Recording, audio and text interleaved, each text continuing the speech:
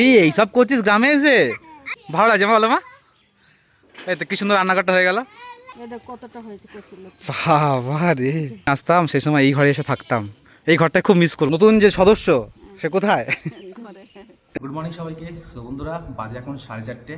তো 4টায় এসে উঠেছিলাম, উঠে ফ্রেশ হয়ে স্নান টান করে সবাই গেছে কমপ্লিট। তো যাচ্ছে হচ্ছে গ্রামের বাড়িতে। তো আগের ব্লগে দেখেছিলেন তো বাবা মা ভাগনা সবাই গ্রামের বাড়ি গেছে। তো মাকে বলেছিলাম যে যদি প্রয়োজন হয় তাহলে ফোন করবে, কারণ হচ্ছে কি গ্রামের বাড়িতে গেলে তো অনেক কিছু মানে আনতে হয়, মানে চাষের যাবতীয় যা জিনিসপত্র। তো না পারলে আমাকে ফোন করবে, তাহলে আমি যাব, তাহলে আমিও কিছু আনতে পারবো। তো সেই জন্য মা ফোন করেছিল, বলে চলে আয়, তাই জন্য যাচ্ছি। আর আমি অনেক দিন পরে যাচ্ছি, দিয়ার সঙ্গে অনেকদিন দেখাও হয় না।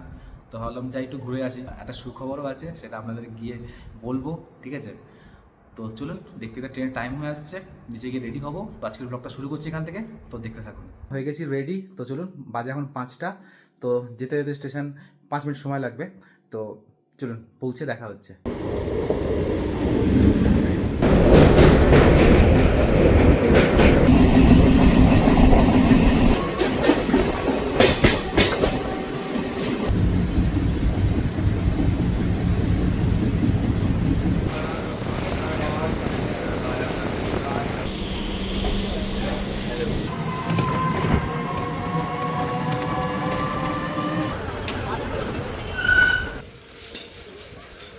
কোথায়? বাড়িতে কেউ আছে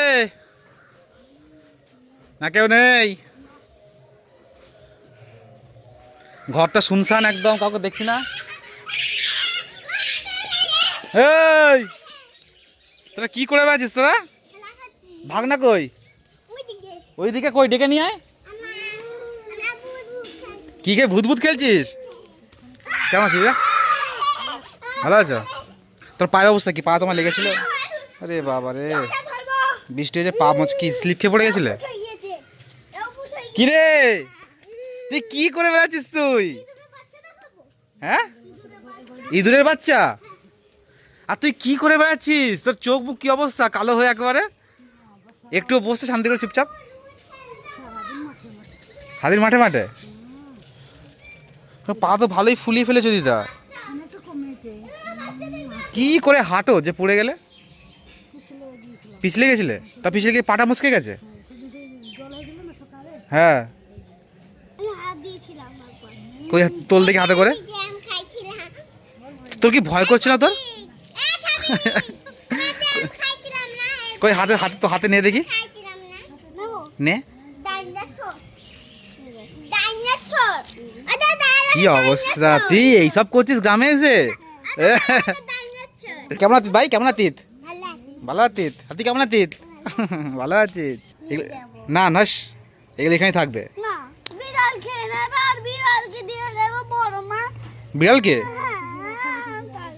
তুই এগুলো নিয়ে যাবি? এগুলোকে দেখো, এই তো আচ্ছা যারা মুসকে। দিদুন কই?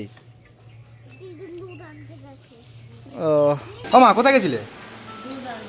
দুধ আনতে? মামাদের বাড়িতে? ও, তুই কমপ্লেন কমপ্লেন খাই দিচ্ছ? হ্যাঁ, তো শুধু দুধ, তাহলে শুধু দুধ খেতে চায় না। কত সুন্দর গরুর দুধ খায় বলো মা, খাঁটি একদম, তাই না? এই সময় মতো এসে পৌঁছালাম, বাজে হচ্ছে 9টা। একটু ফ্রেশ হই, চোখে মুখে জল টল দিই। আর বাসে করে এসছি তো মা, বাসের যে গন্ধ মা, আমার না মাথাটা। আর এই বাসটায় কিরকম জানলা ধারে বসেছি, তবুও একটা সেই যেন কিরকম বাজে গন্ধ। সে আমার মাথাটা এখনো ধরে আছে। একটু মুখে টুকু জল টল দিই। বাস আমার উঠতে একদম ভালো লাগে না। বাবা কি করবে এখানে? ওই রান্নাঘর বানিয়ে দেবে? ও হ্যাঁ, ভালোই হবে, রান্নাঘরটা করে দিলে। বেকার ঘরে রান্না করে দিদা, বৃষ্টির মধ্যে ঘর কালি হয়ে যাবে না হলে। ভালো লাগছে বলো মা? এই তো কি সুন্দর রান্নাঘরটা হয়ে গেল। এটা পেছাতে হবে একটু। হ্যাঁ, এই তো ব্যাস, হ্যাঁ পুরো সেট হয়ে গেছে পুরো। ওই দা, তোমার রান্নাঘর তো হয়ে গেল কমপ্লিট। কেমন লাগছে রান্নাঘরটা? ভালো হয়েছে? ওই দা, লেবু বিক্রি করে দাওনি? কত লেবু পড়ে দেখুন গাছের নিচে, ভালো না? দেখুন কত লেবু পড়ে গাছে, এখনো লেবু আছে। ও মা, কি তুলছো গো? এই কোনগুলো? এইগুলো এইগুলো? আরে বাবা, এত বড় বড় মা! আরে বাবা রে, বাহ! আর কচুগুলো তো খেতে দারুণ লাগে। এগুলো তো কচি কচি আছে বলো, এগুলো মা? এগুলো এরকমই হয়।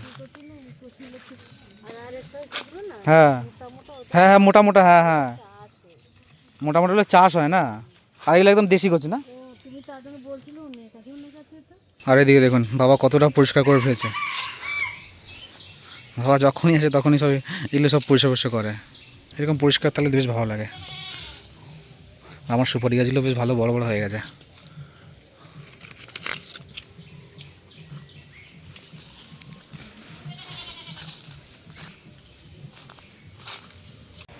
আর এটা হচ্ছে আমাদের মনসা ঠাকুরের থান।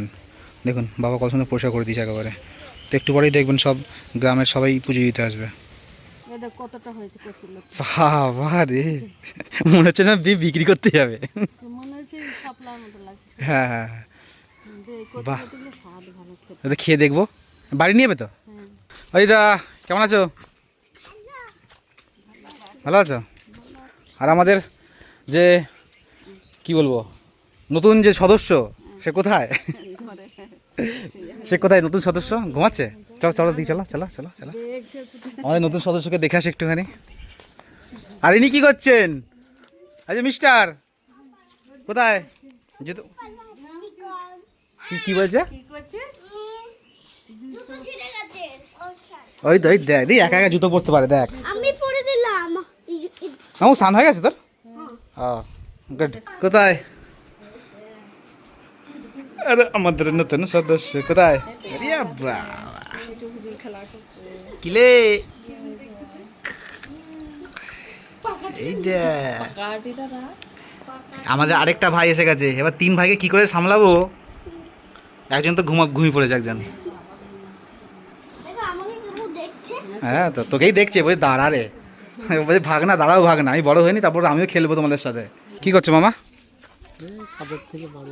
পাট কাটা হয়ে গেছে সব কমপ্লিট? এবার শুধু খালি ইয়ে জাগ দেবে, তাই তো? কালকে দেবে। মামা তাল গাছে পেকেছে, পড়ছে তো কটা তাল তো নিয়ে যাবো বাড়ি, তাল বড়া খাবো। সে মামা তাল তো পেকেছে তো বলছে।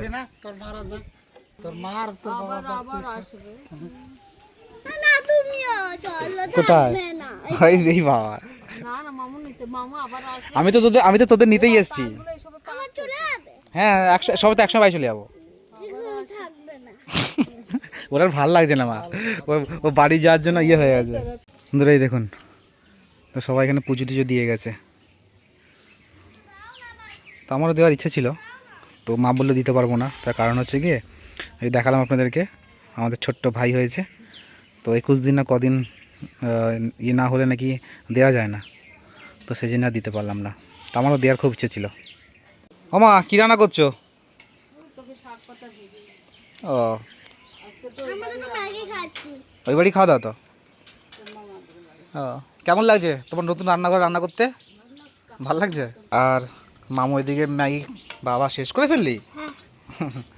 আর এদিকে দেখ, বুঝু কি খাচ্ছিস? দেখো এখন বাবা রে কি খাওয়া দেখ, রে বাবা, খা খা। তো এখন দিদার সঙ্গে এলাম একটু আমাদের জমিতে। দিদা বলছে কটা পটল নিয়ে যা। পটল হচ্ছে দিদা তেমন? ওই টুকটাক পটল হচ্ছে নাকি? হাটে পাঠিয়েছো? ও ওই দা, ওই জমিগুলো কি লাগিয়েছো? ধান লাগিয়ে দিয়েছো সব? ও দিদা এবারে পাট করনি না? এটা ছিল ভাগে ছিল? ও